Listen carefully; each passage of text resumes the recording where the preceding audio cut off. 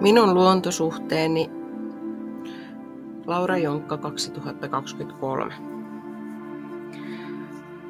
Vahvimmat luontosuhteeni ehkä heräsi 2017 keskivaikean masennuksen diagnoosin myötä.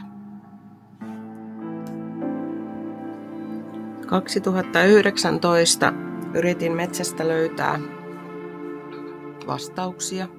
Se oli ainut paikka, missä sain rauhoituttua paniikkikohtauksen iskiessä.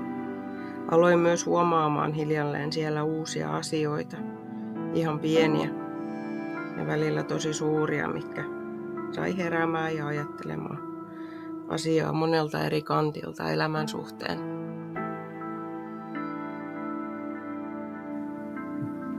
Vuosi 2020 hankittiin kesämökki, sain olla veden äärellä, mutta silti vaan ei olo tuntunut parantuvan. –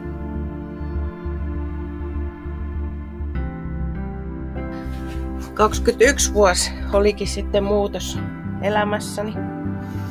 Avioero tapahtui keväällä ja kesällä hankin itselleni hillan, jonka kanssa viikon jälkeen ja uuden kumppanin kanssa lähdettiin kohti Lappia ensimmäistä kertaa ruska-aikana kaikki 3.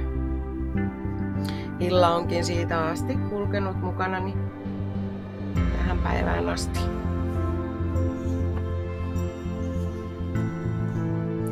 Keväällä 22 helmikuussa haettiin Hillalle pikkusisko, Käpysakemanni. Hän on ollut kauhean ihana ja heistä on tullut hyvä pari metsässä samoiluun ja luonnon ihmettelyyn.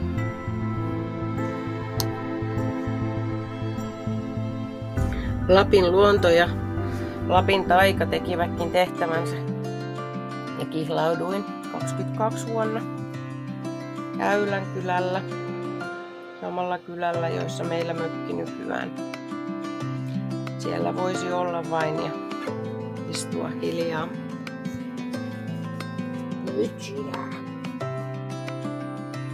Lapin luonnosta onkin tullut poistumaton osa omaa elämää. 23 vuosi onkin näyttänyt sitten ihan uusia värejä elämään ja oppinut nauttimaan vielä enemmän pienistä asioista. Väriä on paljon ympärillä niin sisällä kuin ulkona. Perheen kanssa on opittu nauttimaan tosi pienistä asioista ja aina saa kaverin mukaan, kun haluaa lähteä metsään. On se sitten 4-jalkainen tai joku 4 lapsesta tai monipuolista.